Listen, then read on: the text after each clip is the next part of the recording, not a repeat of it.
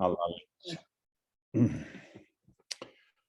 Te bendecimos y te damos gracias, Padre, por reunirnos hoy en torno a tu palabra por medio de Pablo de Tarso. Que su ejemplo de consecuencia y dedicación al Evangelio nos anime a ser mejores servidores tuyos en medio de las comunidades y sociedades en las que nos has llamado a vivir.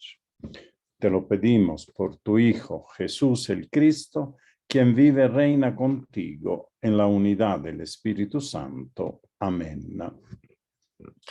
Les recuerdo cuál es la estructura de la carta a los Gálatas. Tiene 6 capítulos y 5 partes, digamos, ¿no? 5 secciones. El prólogo, que es un poco la obertura de la obra, menciona los temas relevantes de la carta, y en rojo es donde estamos. Estamos en la primera parte, donde Pablo defiende la autenticidad de la revelación y misión que le ha sido dada directamente por Jesús. La segunda parte es el centro, la parte central de la carta, donde hace una relación entre la ley y la fe desde Abraham hasta Cristo. Y la tercera parte es un poco una aplicación para que no haya malos entendidos sobre el recto uso de la libertad y la ley. Y finalmente un epílogo, que es la despedida con resumen de la enseñanza. El texto de referencia, ya les he dicho, a Heinrich Schlier, la carta a los Gálatas, que es un texto de un estudio bastante complejo, bastante amplio, que yo se lo resumo y se lo hago digerible. En los primeros 10 versículos del capítulo 1, Pablo defiende ante los Gálatas que han sido confundidos, como se acordarán, por un grupo de misioneros. Perdón, no estás compartiendo pantalla. ¿Cómo? No estás compartiendo pantalla. Ay, no me digas. Perdón, entonces esto lo vamos a solucionar inmediatamente. Ay, gracias por avisarme. Okay.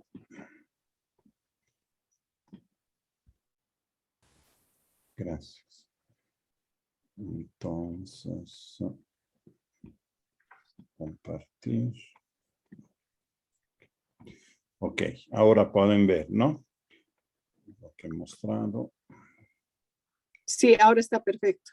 Sí, hemos visto la oración, hemos visto la estructura, estamos en la primera parte y el resumen de lo que hemos avanzado hasta ahora, que es la introducción y los 10 versículos iniciales, es una defensa anunciada de Pablo contra un grupo de misioneros judaizante, es decir, que vienen del judaísmo, ¿sí?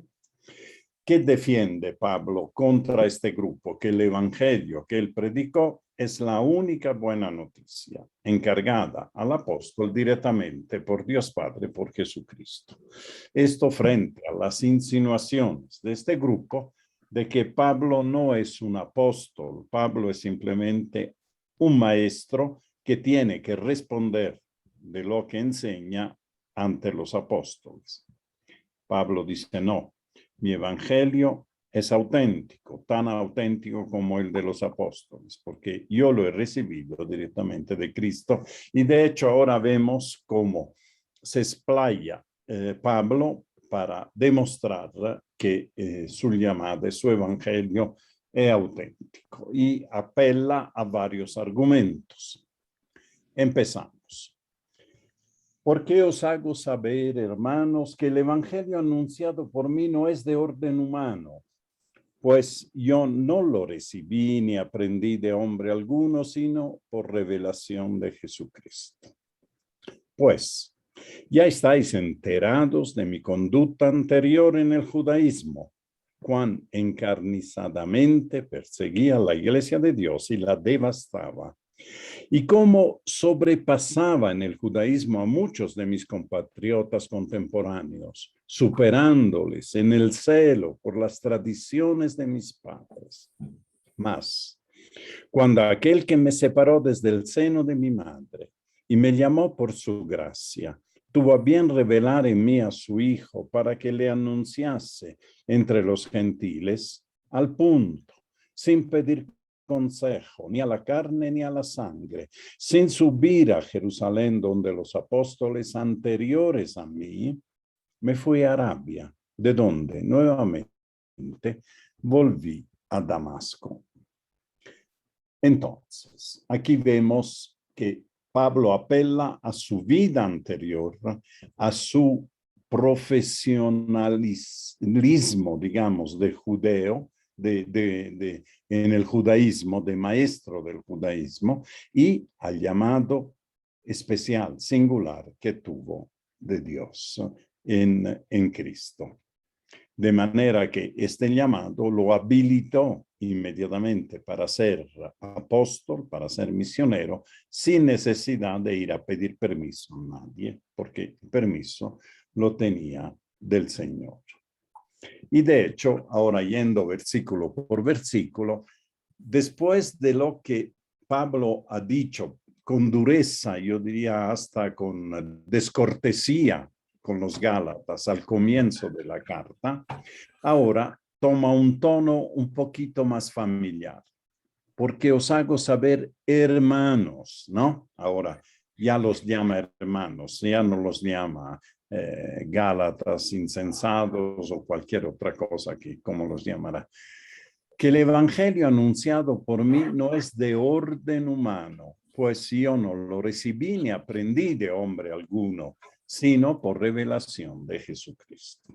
Esta es su afirmación fuerte, que ahora vamos a desmenuzar, ¿no? Ya hemos visto que la carta ahora llega a un nivel más íntimo, como Pablo es conocido también entre las iglesias de los Gálatas. Bueno, entonces, ataca inmediatamente una de las objeciones que le hacían sus detractores, ¿no? El evangelio que él predica no lo ha recibido de otros hombres, por ejemplo, de los 12. Les hago saber, métanse en la cabeza, diríamos nosotros, ¿no? Entiendan, hermanos, que el evangelio que yo les anuncio, que yo anuncio a todo, no es de orden humano, es decir, no pertenece a una escuela, a un aprendizaje, porque no lo recibí ni aprendí de hombre alguno. Y estos otros hombres pueden ser los 12 o algún maestro cristiano que se lo haya enseñado a través de la tradición, porque este maestro lo ha recibido de los apóstoles, ¿verdad? Sino es un evangelio que él predica porque lo ha recibido directamente por revelación de Jesucristo. No lo recibí ni aprendí de hombre alguno, sino por revelación de Jesucristo. En ese sentido, él se equipara a los apóstoles que estaban antes que él, como veremos. ¿Por qué? Porque ellos lo han recibido de Jesús en vida y Pablo lo ha recibido de Cristo resucitado. Su evangelio es el evangelio de Cristo, ¿no? Quien tuvo a bien revelárselo sin intermediario. Entonces insiste en eso para que no le digan a Pablo, es evidente dónde va su argumentación, no le digan Pablo, pero lo que predica tiene el visto bueno de los apóstoles, ha sido aprobado por el concilio, por el Papa, por el colegio de cardenales, qué sé yo, ¿no? Pablo no necesita esa aprobación porque él sabe, él ha experimentado el evangelio directamente de Cristo. Obviamente esta es una afirmación que hace Pablo. Ahora tiene que demostrarlo. ¿En qué sentido es auténtico o es recibido directamente de Cristo su evangelio? Y en estos versículos vemos que la divinidad y verdad de su evangelio, lo que él predica, que es verdad y que tiene su origen directamente en Dios, No se refiere al contenido del Evangelio. El problema no está en lo que enseña, porque el querigma, es decir, el núcleo de la fe, que Cristo murió por nosotros y fue resucitado y elevado al cielo y mandó el Espíritu Santo, esto es el querigma fundamental, es un hecho histórico, es una experiencia que ha tenido la comunidad. Entonces, no está en juego si Pablo está dando otro contenido al Evangelio, a la buena noticia, sino si el origen del apostolado, de la misión de Pablo, es un origen derivado de los apóstoles, de la iglesia de Jerusalén o de otro maestro, Ananías o lo que sea, Bernabé, o es propio de él porque lo ha recibido directamente de Cristo. Y la explicación que tiene Pablo es que, al igual que los 12 que recibieron de Jesús en su vida pública en Galilea y Judea el mensaje, Pablo también estuvo con Jesús, porque Cristo quiso revelarse a él. Entonces, lo que reivindica es una experiencia personal, singular, que no va en contra, obviamente, de los apóstoles de Jerusalén, pero que es diferente de la de ellos y no es inferior. Vino después. Veremos que la relación de Pablo con los apóstoles está muy bien manejada por Pablo. Nunca desconoce la autoridad de los apóstoles, pero tampoco sujeta su enseñanza a la enseñanza de los apóstoles, porque es la misma enseñanza, solo con origen diferente. Uno, origen de Jesús en vida y en Pentecostés, y él ha tenido el encuentro con Jesús y Pentecostés en un solo momento. En lo que sigue, entonces, una vez afirmado eso, que su evangelio viene directamente por revelación de Jesucristo, este es su origen, empieza a demostrar, a reafirmar, digamos, estas verdades que él defiende. ¿Y qué argumentos utiliza? Fíjense bien qué argumento. Es todo a propósito del origen. El origen no puede venir de la enseñanza de los apóstoles porque Pablo les recuerda cuál era su trayectoria anterior. Su trayectoria anterior era su conducta anterior de perseguidor de la iglesia de Dios. Entonces, mal podía haber aprendido de los apóstoles lo que él combatía, ¿no? Además, Pablo sobrepasaba en el judaísmo a muchos. ¿Qué quiere decir? Quiere decir que Pablo había estudiado en las escuelas del judaísmo, en la escuela de Gamaliel, donde él tenía Gamaliel, ¿no? Era uno de los maestros del tiempo de Pablo. Él tenía entonces un conocimiento profundo de las escrituras que demuestra en muchas de sus cartas, ¿no? Entonces, en algún sentido, él conocía las escrituras mejor que muchos israelitas y por tanto, él conocía cuál era la relación que había entre la ley, las obras y la salvación. El buen judío era el que cumplía la ley al pie de la letra y por tanto era bendecido y justificado por Dios. Exactamente lo que combatía Pablo. Entonces, no podía ser que lo que ahora diga venga de su conducta anterior, porque su conducta anterior lo llevaba a defender la ley, mientras Pablo ahora defiende, veremos, la promesa en la fe. Y es la fe en Jesucristo la que salva y no es la ley. Eso no condice con su conducta anterior, ¿no? Entonces, para profundizar el origen de su misión evangelizadora, apela a su conducta anterior, que estaba caracterizada por dos cosas que están en el versículo 13 y el versículo 14.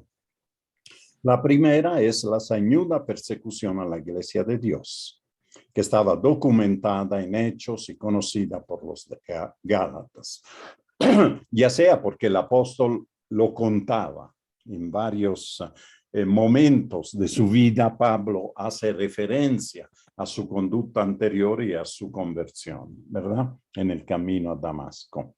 O también porque el rumor de que uno de los mayores persecutores se ha vuelto un miembro de la comunidad, bueno, circulaba, corría entre todas las comunidades, las iglesias de Asia Menor. Por tanto, era algo bien conocido eso, o directamente por Pablo, porque Pablo lo contaba, o por los rumores que corrían. Y el segundo aspecto, que está en el versículo 14, es su sólida formación judía. Pablo puede documentar que su vida anterior era un fariseo celoso de la ley y de las tradiciones. Y por tanto, mal podía ser instruidos por otros hombres acerca de la revelación de Dios, porque él era uno de los profesionales, digamos, de las escrituras y de la teología judía. Entonces, al contrario, lo que Pablo quiere mostrar, que a partir de su conocimiento de la palabra de Dios, desde su llamada, empezó a buscar la novedad de Cristo en la continuidad y comprensión profunda de la ley y de la tradición. La originalidad de la predicación de Pablo es que Pablo no viene de cero, no es alguien, un gentil que ha sido instruido en la verdad de Cristo, sino es alguien que conociendo en profundidad la escritura y la doctrina del Antiguo Testamento, ha sabido transformar este conocimiento, ponerlo al servicio de la novedad de Cristo a partir del encuentro personal con Cristo. Entonces, esto debería ser suficiente, ¿no? Para poder entender que el origen del evangelio, de la predicación, de la misión del apóstol, no está en lo que otros hombres le han enseñado, sino en esa transformación que Cristo Jesús ha hecho en él y que lo ha llevado a entender mejor la ruptura y continuidad que Cristo ha puesto entre el Antiguo y el Nuevo Testamento, para decirlo en términos nuevos. Precisamente entonces, Pablo, como fariseo y como instruido en la ley, tenía una fuerte creencia, ¿no? En el principio moral sobre obrar y merecer. El que obra bien, merece bien. O sea, la relación estrecha, es decir, entre obras y justicia, que era la enseñanza principal del judaísmo hasta nuestros días, ¿verdad? Pablo, que conocía y que era un defensor, un convencido de este principio moral, rompe con ese principio moral a partir del encuentro con Cristo para demostrar que la ley no da la salvación, que las obras, cumplir obras, tener méritos ante Dios no significa tener la salvación si no hay al comienzo profundamente la fe en Jesucristo, una opción por Jesucristo. Veremos después el significado que tienen las obras y la ley en eso.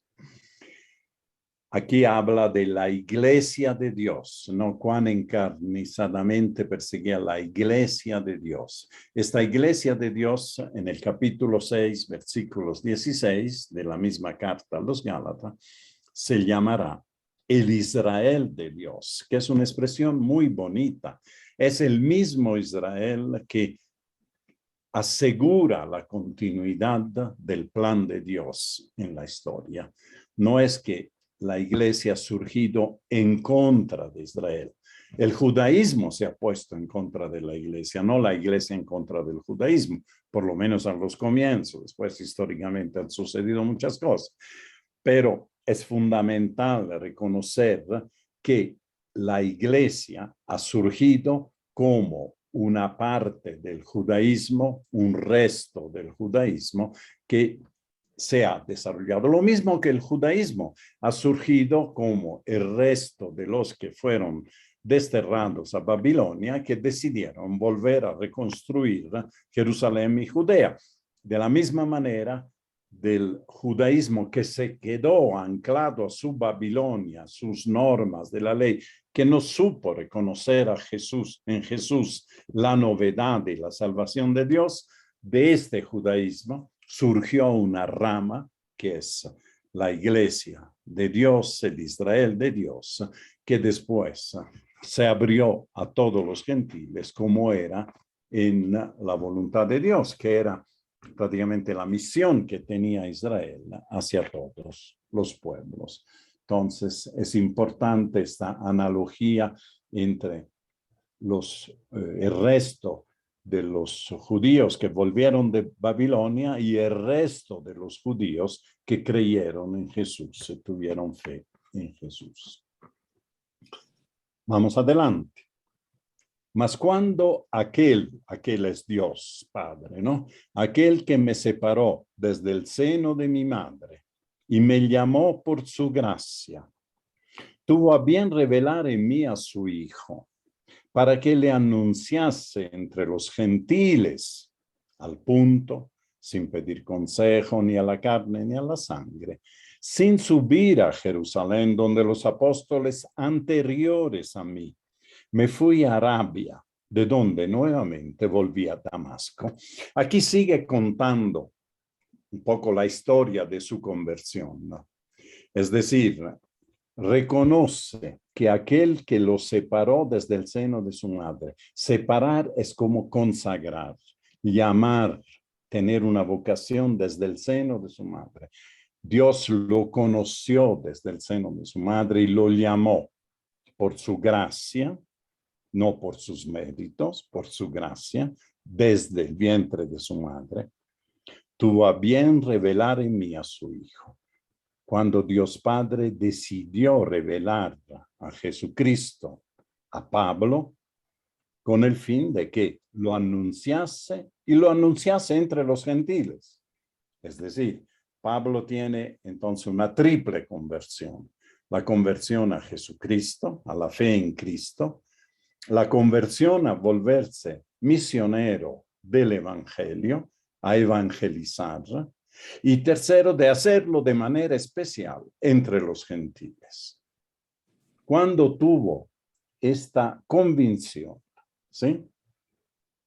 Este conocimiento íntimo que había sido llamado para tener fe en Cristo, para anunciar el Evangelio y para hacer la misión entre los gentiles, inmediatamente, sin pedir consejo a la carne o a la sangre, es decir, sin preguntar a nadie ni armar sin ir al psiquiatra, qué sé yo, a la psicoanalista, sin reunir a la comunidad para que votaran qué iba a hacer o le dijeran qué iba a hacer, sin necesidad de ir a Jerusalén, a donde los apóstoles, sin presentarse ante los apóstoles, fíjense, anteriores a mí. Me fui a Arabia, de donde nuevamente volví a Damasco. ¿Qué es Arabia? ¿Qué es Damasco? Ahora lo vamos a ver. Entonces, este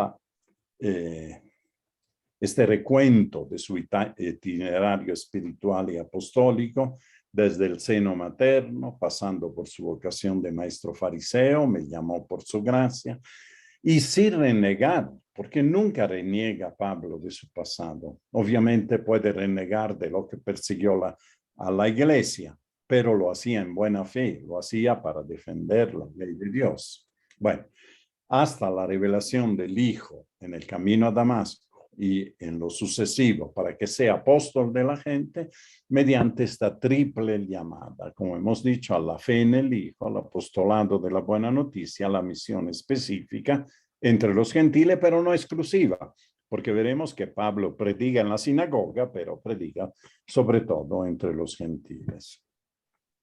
Pablo, entonces, a partir de esa revelación, tomó por su cuenta, sin consultar a otros hombres, ni a la carne, ni a la sangre, ni a la iglesia madre de Jerusalén, que era, digamos, la autoridad máxima, toma la determinación de marcharse ¿dónde? A la provincia de Arabia. Ahora vamos a ver un mapa para entender.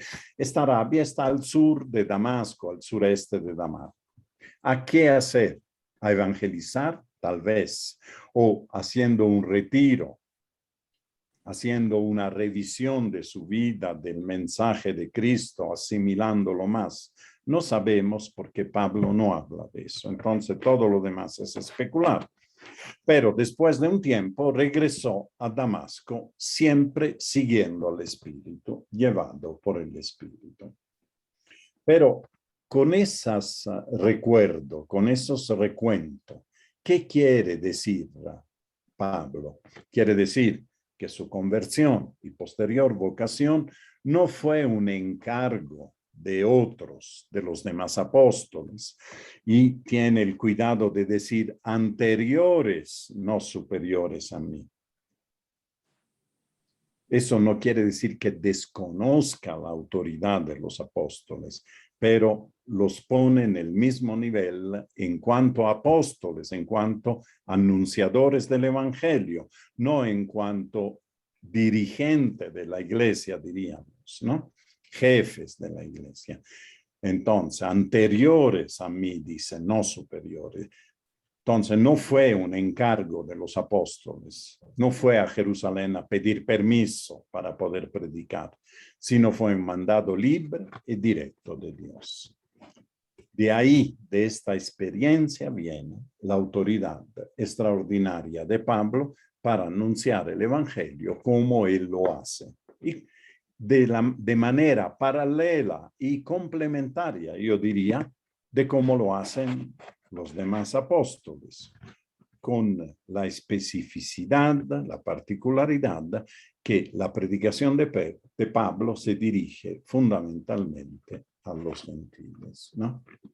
Lo que quiere decir con todo esto es que su apostolado de Pablo se origina en una intervención directa de Dios y no en un mandato que viene de los demás apóstoles. Ahora veremos un mapa. Cuando se habla de Arabia al tiempo de Pablo, no se habla de Arabia Saudita, ¿no? Donde está el petróleo, ahí en el Golfo de Arabia. No, Arabia era todo lo que confinaba en el sureste con el Imperio Romano. Esto es un mapa de la máxima expansión del Imperio Romano en esa zona. Y ustedes ven que aquí tiene Palmira, ¿sí? Y aquí tiene Tiro y Antioquía está acá arriba, Damasco está más abajo, ¿sí? Tarso está en Cilicia. Pueden ver aquí Tarso, voy a indicar con la flechita. Era la patria, la ciudad natal de Pablo. Siria era la provincia que uno encontraba saliendo hacia el norte de Judea. Pero entre Siria y Judea hay también una Arabia petrea.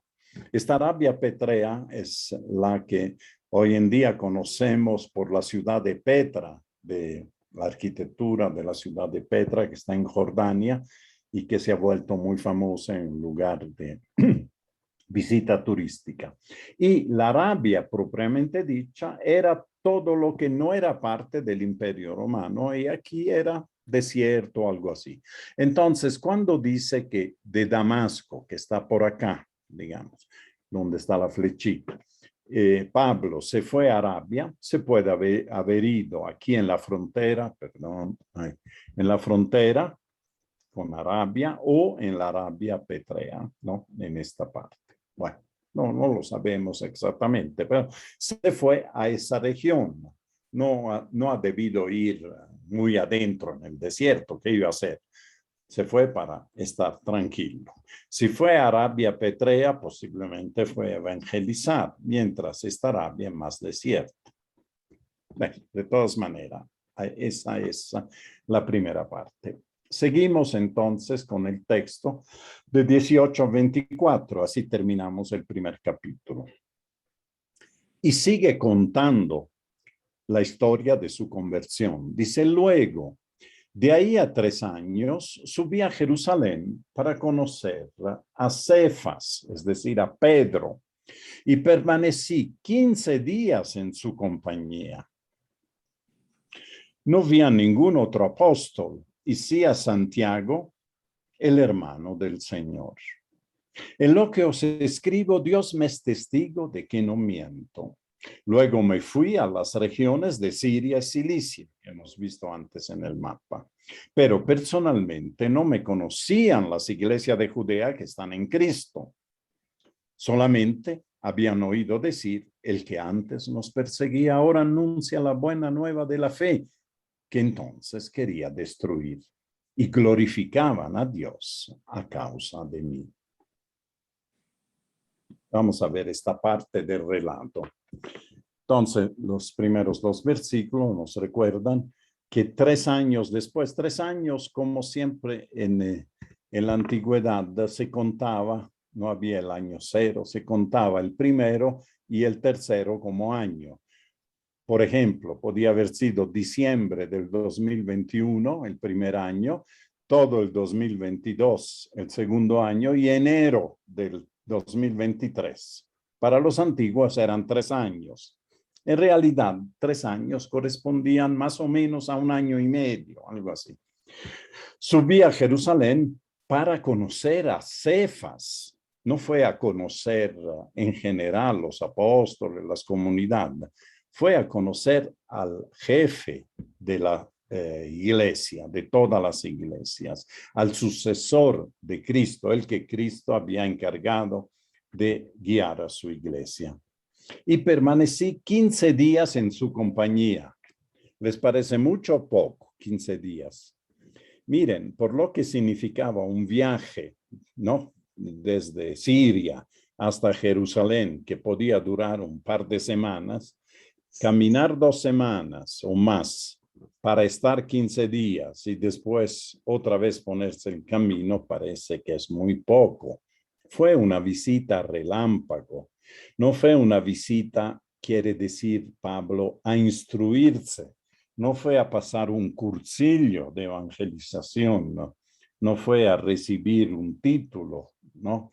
De magíster en misiones o un apostolado. No, fue a una visita, diríamos, de cortesía, a decir, Cefas, mira, me ha pasado esto, me encontré con Cristo y voy a empezar a evangelizar. Eso es.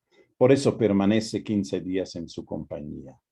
Y especifica, no vi a ningún otro apóstol, pero sí, que no era apóstol, a Santiago, el hermano del Señor.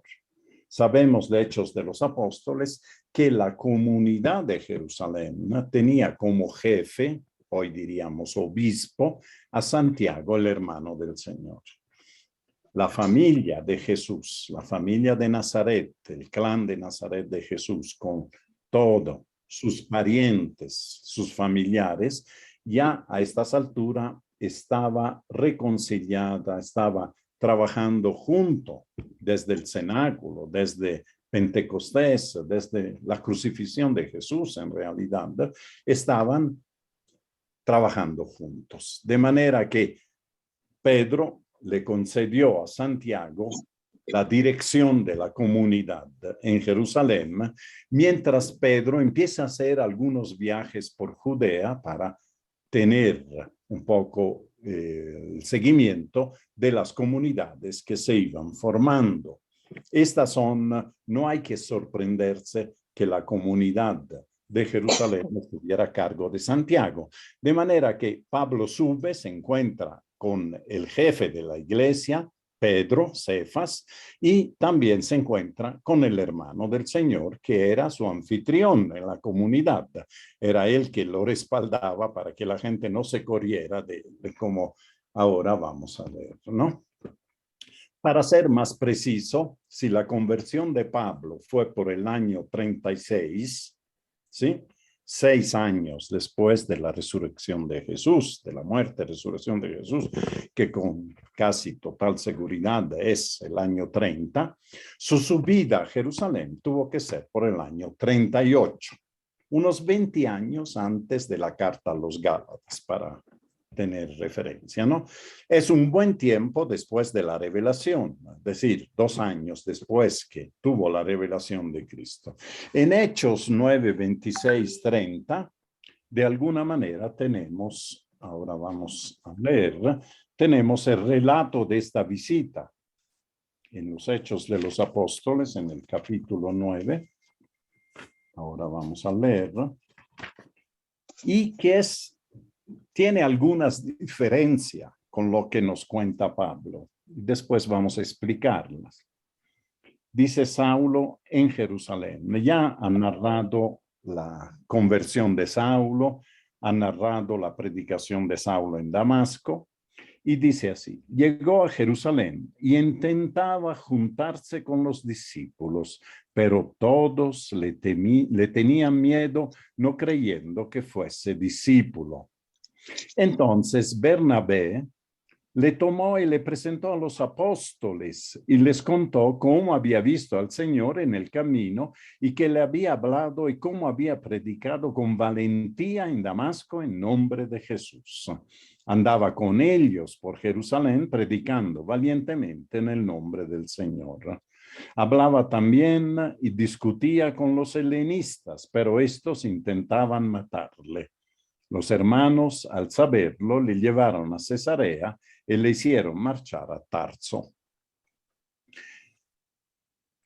Lo que cuenta Pablo es un poco diferente, ¿no? Pablo va a lo esencial que le interesa para su argumentación, que subió a Jerusalén, estuvo poco tiempo y solo se juntó con Pedro y con Santiago. Pero aquí dice que le tenía miedo, que predicaba, que lo querían matar y que entonces le dijeron que se apurara en irse, que volviera a Tarso, como él dice también que volvió a Tarso. Bueno, hay que tomar en cuenta que la carta a los Gálatas es del año 57 y su relato tiene una intención clara, mostrar, ¿no?, su autoridad, la autoridad de su evangelio reconocida, la autenticidad, yo diría mejor, reconocida por Pedro y por Santiago. Mientras Hechos de los Apóstoles es una colección que Lucas hace de varios relatos del comienzo de la iglesia, escrita por el año 80. Está después del Evangelio de Lucas. Entonces estamos hablando de más de 20 años después de que Pablo ha escrito la carta a los Gálatas, y el interés de Hechos de los Apóstoles es más narrar los comienzos de la iglesia que ir con precisión a lo que le pasó a Pablo, ¿no?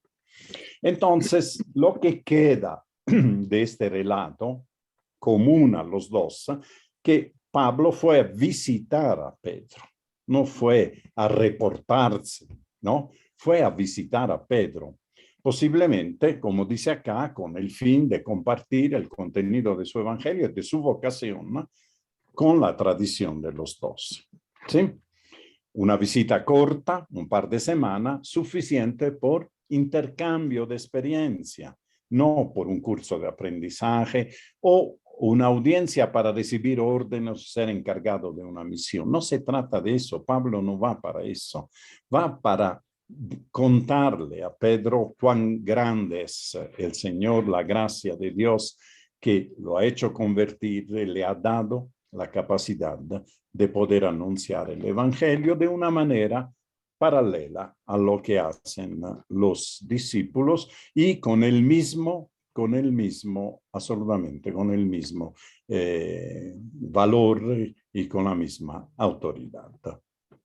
El hecho de nombrar únicamente a Pedro demuestra la primacía, ¿no?, el hecho que Pedro es la cabeza de la iglesia, por eso nombra solo a Pedro. Ya por ese entonces era reconocido para eso. Santiago es el hermano del Señor, es decir, un familiar. Hermano es un término muy amplio, podría ser hermanos de padre, podría ser un primo, podría ser un miembro del clan de Nazaret, ¿no? Un miembro, tomémoslo así en general, como miembro del clan de Nazaret. No es considerado un Están bien, apóstol. perfecto, están haciendo su tarea. Los No, apóstoles en nada, sentido está muy amplio tranquilo. No te hagas. los apóstoles en sentido amplio eran los 12, ¿no? Y después No hay Pablo problema. por Están otro bien. camino. Y Listo. Santiago, entonces, Dale. como les he dicho, era simplemente el jefe de la comunidad de Jerusalén. ¿Mm?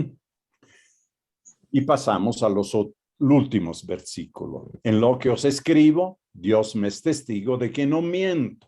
Luego me fui a las regiones de Siria y Cilicia, que es esencialmente lo que cuenta los Hechos de los Apóstoles, pero con otros detalles. Pero en el fondo lo que Pablo quiere dejar bien sentado, que él ha ido a Jerusalén a visitar a Pedro y no a reportarse para que le perdone de su vida anterior y le asigne una misión. No, fue a conocer a Pedro, a contarle lo que le había pasado y a alabar al Señor por esta intervención de Dios.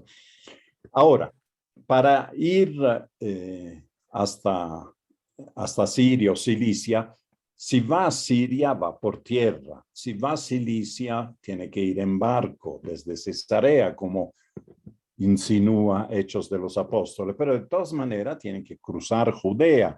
Y en Judea las iglesias cristianas no lo conocían, las iglesias que están en Cristo, dice, no lo conocían personalmente al Pablo, solo por oído.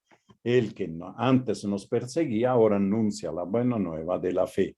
Es decir, Pablo indirectamente dice que él no quiso meterse con la predicación en Judea. Esto lo dejó a Pedro.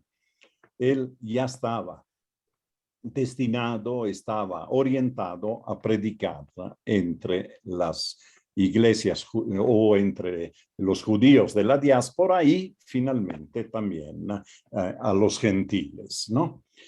Lo importante es que glorificaban a Dios a causa de él. Que esta noticia de que Pablo, el que los perseguía, ahora es un apóstol especial dentro de la iglesia, ¿no?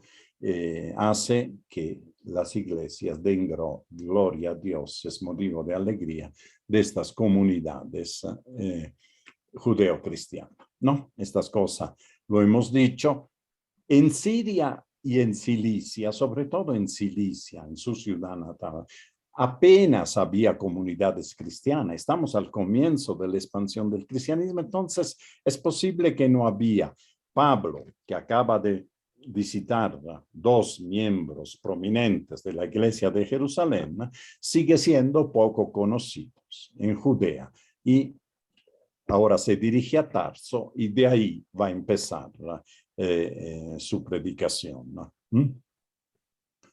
Bueno, la noticia de que Pablo se haya convertido, incluso en el seno de las comunidades judaizantes, importante esto, porque de estas comunidades venían los misioneros que están sembrando zozobra en las comunidades de Galacia. No hay que olvidarse que estamos con la carta a los Gálatas, ¿no? Entonces es motivo de alegría. Pablo, al decir eso, de alguna manera muestra que hasta los judeo-cristianos, los judaizantes, los que vienen de Israel, ¿sí? Que siguen a Cristo, la fe en Cristo desde la fe, desde la práctica judía, se alegraban, ¿sí? Se glorificaban a Dios a causa de él. Entonces Pablo no es considerado enemigo. Hay muchos rumores sobre lo que hacía antes, pero no es considerado enemigo.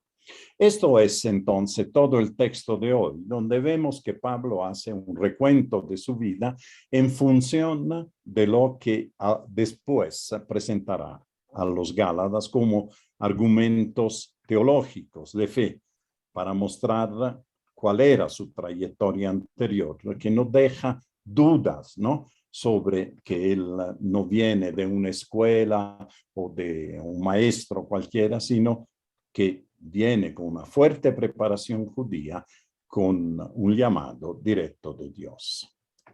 Podemos ahora volver a leer, hacer una relectura del texto de Gálatas que hemos comentado hoy para ver cómo es más fácil entenderlo. Porque os hago saber, hermanos, que el evangelio anunciado por mí no es de orden humano, pues yo no lo recibí ni aprendí de hombre alguno, sino por revelación de Jesucristo. Pues ya estáis enterado de mi conducta anterior en el judaísmo, cuán encarnizadamente perseguía a la iglesia de Dios y la devastaba, y cómo sobrepasaba en el judaísmo a muchos de mis compatriotas contemporáneos, superándoles en el celo por las tradiciones de mis padres. Mas cuando aquel que me separó desde el seno de mi madre me llamó por su gracia, tuvo a bien revelar en mí a su Hijo, para que le anunciase entre los gentiles, al punto, sin pedir consejo ni a la carne ni a la sangre, sin subir a Jerusalén, donde los apóstoles anteriores a mí, me fui a Arabia, de donde nuevamente volví a Damasco.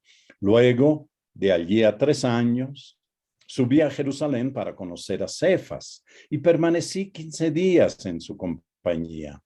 No vi a ningún otro apóstol y sí a Santiago, el hermano del Señor. En lo que os escribo, Dios me es testigo de que no miento. Luego me fui a las regiones de Siria y Cilicia, pero personalmente no me conocían las iglesias de Judea que están en Cristo.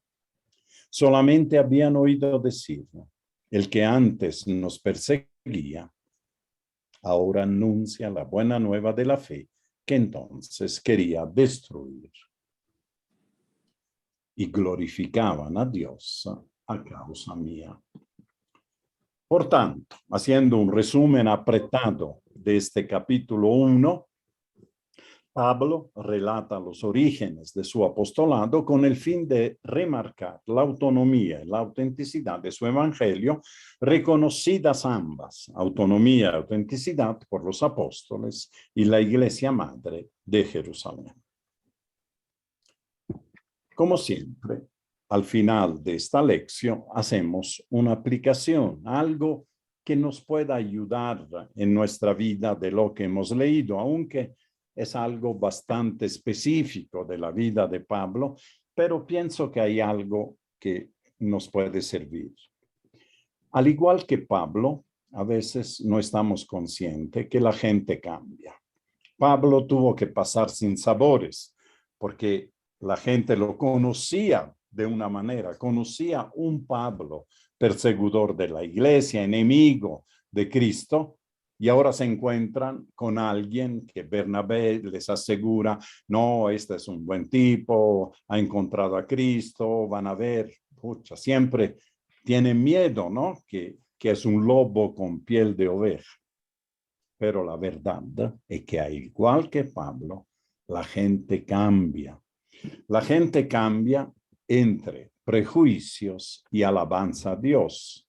No se olviden que Pablo es víctima de los prejuicios en Jerusalén, donde se presentaba, pero también de alabanza a Dios cuando las comunidades, los cristianos, los fieles se dan cuenta que su conversión es verdadera, es sincera. No es el único que cambia. Cambiaron Pedro, Juan y Santiago. Se acordarán el evangelio de hace un par de domingos cuando los hijos del trueno, Juan y Santiago, encaran a Jesús para obtener un puesto a su derecha, a su izquierda, cuando Jesús estará en su reino. Todavía tienen idea de un reino terreno. O Pedro, ¿no? Con todo su fogosidad, que no voy a permitir, Señor, que te pase eso, que saca la espada y corta la cabeza. El Pedro de Hechos de los Apóstoles no es el Pedro de los Evangelios. La resurrección de Jesús lo ha cambiado. Ha cambiado a Juan, ha cambiado a Santiago. De hecho, Santiago, el hermano de Juan, no Santiago, el hermano del Señor. El hermano de Juan, los Zebedeos, digamos, Santiago Zebedeo, es el primer apóstol en morir. Alrededor del año 45 es ajusticiado por los judíos en una reacción contra los cristianos, ¿sí? Cambian los santos. Los que han leído vidas de santos se dan cuenta, ¿no? Que los santos de jóvenes o hasta una cierta edad han sido todo menos que un ejemplo de santidad. Piensen algunos ejemplos, los más famosos, qué sé yo, San Francisco, San Ignacio, pero hay también muchos santos que incluso tuvieron una vida peor hasta su conversión, ¿verdad? Y esa conversión a veces les trajo problemas porque la gente no quería entender que no eran ya la misma persona. No querían entender que la gente cambia, puede cambiar, ¿sí? Cambian nuestros familiares, nuestros amigos, nuestros enemigos. A veces tenemos estereotipos de las personas que hemos conocido de niños, de jóvenes, del colegio. Oh, en el colegio era así, era alguien que hacía bullying, un prepotente que hacía eso. Bueno, uno lo encuentra 20, 30 años después y puede estar muy cambiado. Pero a veces el estereotipo, ah, no, pero eso era maleante, era eso, era lo otro, y creen que sigue siendo así. O igual, ¿no? De una amiga, de una compañera de curso que era bastante liberal y creen que va a seguir siendo liberal después que es casada, que tiene 4 hijos, que tiene nietos, qué sé yo, ¿no? Nos quedamos fosilizados, ¿no? En impresiones que vienen del pasado. Y la verdad que la gente cambia, la vida hace cambiar, las pruebas, las cicatrices de la vida cambian el rostro del alma, ¿verdad? Eso es algo que deberíamos tener presente, pero también cambiamos nosotros. A ver, mirémonos al espejo, pesa un poco la tarea, ¿no? Que yo les doy, no para que la presenten a mí, si quieren presentarla muy bien. Algunos de ustedes me presentan el desarrollo de algunas tareas que les doy, pero no es necesario, somos ya mayores, no estamos en el colegio. Mírense al espejo, cuánto han cambiado, ¿sí? Yo de joven era un malhumorado, tenía un pésimo humor en el trato con mis compañeros de curso, muy sobrador era, ¿no? Todos eran imbéciles, menos yo. Hoy en día, no sé, creo que he cambiado un poco, ¿no? Por lo menos no soy tan malhumorado, tengo más humor, tengo otra manera de ver la vida. Cambiamos también nosotros. Ahora bien, dentro de estos cambios hay también algo que se mantiene y que muestra una cierta continuidad en nuestra existencia. Tal vez algunas expresiones psicológicas, qué sé yo, de carácter, especiales que teníamos, hemos ido cambiando, hemos dulcificado nuestro carácter, ¿verdad? Pero algo de lo que éramos se mantiene. Y el tema es descubrir qué se mantiene de nosotros, qué continuidad hay en nuestra vida, qué siempre hemos buscado, qué siempre hemos sido. Esto es, qué siempre ha sido Pablo. Pablo cambió de perseguidor, pero este entusiasmo, este fuego que tenía, que lo llevaba a perseguir, lo mantuvo de alguna manera para predicar el evangelio, su manera incansable de anunciarla, su entusiasmo por el Señor, su dejarse llevar, de sobrellevar todas las adversidades para servir al Señor. Eso lo tenía antes, lo tuvo después. Cambió de rumbo.